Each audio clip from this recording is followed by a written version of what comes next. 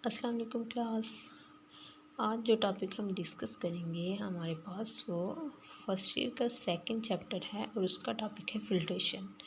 जो हमारे पास first chapter है इसका नाम है एक्सपेरिमेंटल टेक्निक इन केमिस्ट्री। तो इसमें हम डिफरेंट टेक्निक्स जो हैं उनको देखेंगे। तो पहले हम चलते हैं अपने आज के टॉपिक की तरफ। हम इसमें देखेंगे एनालिटिकल केमिस्ट्री क्या है, इसमें क्वालिटेटिव और क्वांटिटेटिव एनालिसिस को कवर करेंगे। उसके बाद फिल्ट्रेशन को डिटेल में देखेंगे। तो चलते हैं अपने टॉपिक की तरफ। पहले सबसे हम देखेंगे एनालिटिकल केमिस्ट्री की डेफिनेशन। तो हम कह सकते हैं analytical chemistry is the science of chemical characterization. कि जो एनालिटिकल केमिस्ट्री है ये हमारे पास केमिकल करेक्टराइजेशन है बेसिकली। अब केमिकल करेक्टराइजेशन का क्या मतलब है, जो बेसिकली हम कह सकते हैं कि किसी भी कंपाउंड की डिटेल से हम करेक्टराइजेशन करते हैं एनालिटिकल केमिस्ट्री में। अब ये करेक्टराइजेशन दो तरह से हो सकती है, ये या तो क्वालिटेटिव एनालिसिस के थ्रू या फिर क्वांटिटेटिव एनालिसिस के थ्रू। अब हमारे पास क्वालिटेटिव एनालिसिस क्या है, जिसमें हम ये चीज़ फाइंड आउट करते हैं कि अगर ये हमारा मिक्सचर है तो इसमें कौन कौन से एलिमेंट हैं जो कि प्रेजेंट हैं।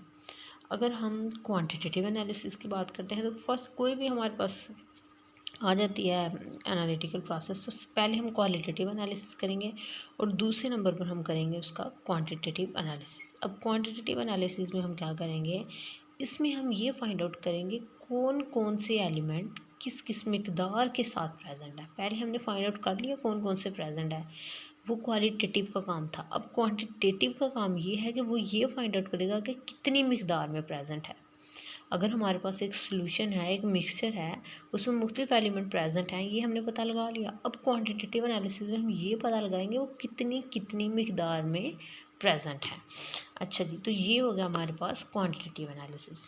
तो क्वांटिटेटिव एनालिसिस को परफॉर्म करने के लिए हमारे पास क्या होते हैं, डिफरेंट स्टेप्स होते हैं, वो देखते हैं। सबसे पहला हमारे पास जो स्टेप होता है वो है obtaining sample for analysis. First step में हम सैंपल लेंगे तभी तो उसका एनालिसिस करेंगे ना, तो उस सैंपल को ऑब्टेन करना क्वांटिटेटिव एनालिसिस में हमारे पास फर्स्ट स्टेप है। उसके बाद है हमारे पास second step, separation of its components. हमने सैंपल ले लिया, अब उसमें जितने भी कंपोनेंट्स हैं उन सबको हमने सेपरेट आउट करना है सेकंड स्टेप में।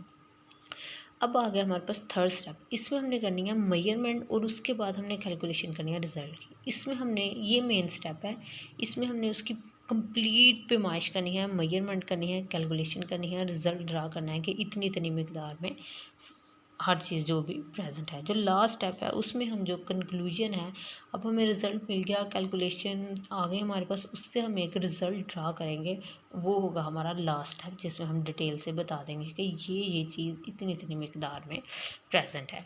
ये तो हो गया छोटा सा इंट्रोडक्शन एनालिटिकल केमिस्ट्री के बारे में। अब हम चलते हैं अपने टॉपिक की तरफ जो कि है फिल्ट्रेशन।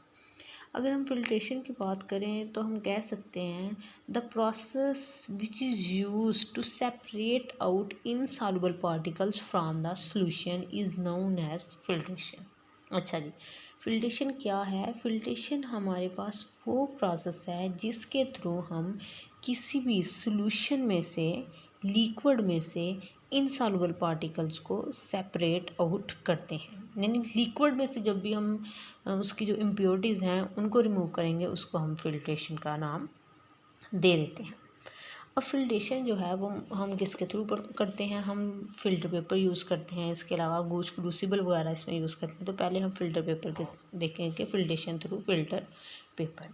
इसमें क्या होता है कि हम ग्लास फनल यूज़ करते हैं, फ़िल्टर पेपर यूज़ करते हैं, बीकर यूज़ करते हैं, और इन सारी चीज़ों को यूज़ करते हुए हम फिल्ट्रेशन का प्रोसेस करते हैं किसी भी लिक्विड के लिए। अब इसमें कुछ पॉइंट्स जो हैं जो बहुत ही अहम है वो नोट डाउन करने के हैं कि हम इसमें फ़िल्टर पेपर यूज़ करते हैं, वो मुख्तलिफ पोर्स के अवेलेबल होते हैं मार्केट में। अब हमने कौन सा फ़िल्टर पेपर चूज़ करना है ये इस चीज़ पर डिपेंड कर रहा है कि हमने किसको सेपरेट आउट करना है। अगर हमने कोई ऐसा मिक्सचर लिया है जिसमें जो इम्प्योरिटीज़ के पार्टिकल्स हैं उनका साइज़ बहुत लार्ज है, तो फिर हम वो फ़िल्टर पेपर सेलेक्ट कर सकते हैं जिसके पोर्स बड़े हैं। लेकिन अगर हमारे पास कोई ऐसा सॉल्यूशन है, कोई ऐसा लिक्विड है जिसमें बहुत ही माइन्यूट, बहुत ही छोटे छोटे पार्टिकल्स हैं, तो इसके लिए फिर हमें वो फ़िल्टर पेपर सेलेक्ट करना पड़ेगा जिसमें जो पोर्स हैं बहुत ही छोटे हों। एक तो ये पॉइंट बहुत अहम है। उसके बाद ये है कि हमारे पास जो हम फ़नल यूज़ कर रहे हैं उसकी जो हम यूज़ कर रहे हैं फ़नल, उसकी स्टेम जो है वो थोड़ी लंबी होनी चाहिए, ये नहीं कि वो हमारे बीकर तक पहुँचेगा। अच्छा जी, और तीसरी जो बहुत अहम पॉइंट है कि जो हमारे पास फ़नल है उसको हमने बीकर के किनारे में सेट करना है, ना कि दरमियान में रखना है।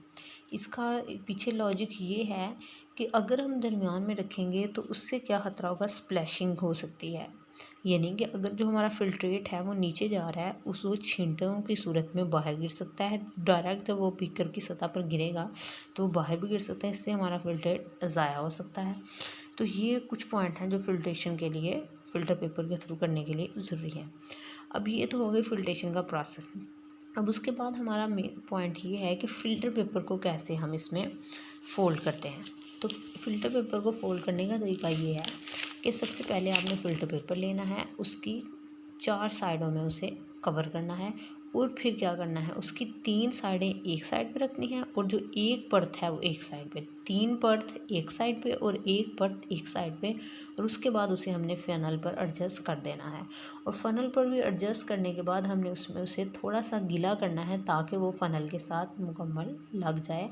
अगर ऐसा ना हो, वो खड़ी खड़ी रहे फ़नल से, हमारा फ़िल्टर पेपर थोड़ा अलहदा रहे, तो अगर हम उसमें सॉल्यूशन डालते हैं तो वो शायद उसके दरमियान से ना गुजरे, साइड में कोई जगह रह गई है तो वहाँ से गुजर के ऐसे ही अंदर चला जाए, तो हमारा फ़िल्ट्रेशन तो सारी ज़ाया हो गई। क्योंकि जो हमारे पास फ़िल्ट्रेशन का प्रोसेस है वो मकसद तो उसका बाकी ना रहा, शायद कुछ उसमें से जितनी भी इम्प्योरिटीज़ हैं वो साइड से अंदर चली जाएँ फ़नल के, इसलिए उसको थोड़ा सा गीला करके साथ लगाना ज़रूरी है।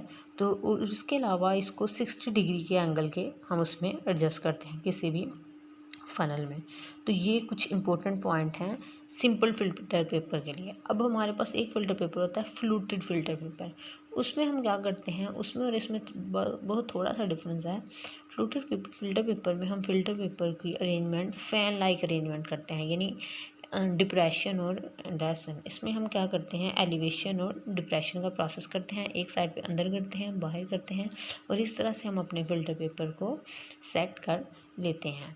और इस तरह से क्या फ़ायदा होता है, फ़िल्टर पेपर का सरफेस एरिया बढ़ जाता है और हम ज़्यादा अच्छी तरह से फ़िल्ट्रेशन का प्रोसेस कर सकते हैं। जी, तो ये थी हमारी फ़िल्ट्रेशन फ़िल्टर पेपर के थ्रू।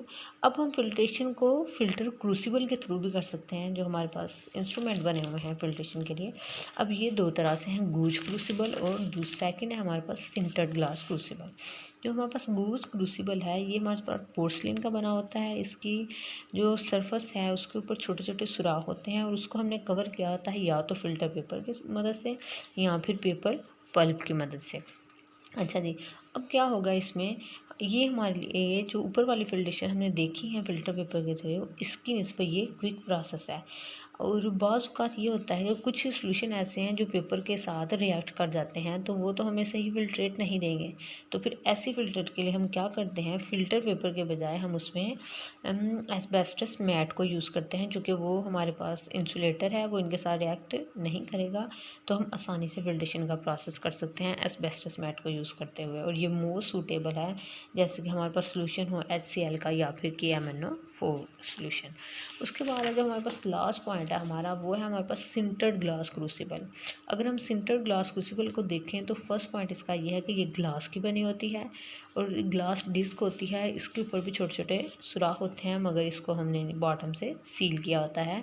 और ये अगर हम इसका कंपैरिजन करें गूज क्रूसिबल से तो उसकी निस्बत बेटर है, क्योंकि इसमें हमें कोई प्रिपरेशन की कोई ज़रूरत नहीं होती, जस्ट हमने अपना फ़िल्टर जिस विषन को फ़िल्टर करना है उसको ऐड करना है और अपना रिज़ल्ट ऑब्टेन कर लेना है। ये था जी आज का हमारा टॉपिक, उम्मीद है आप लोगों को समझ आई होगी।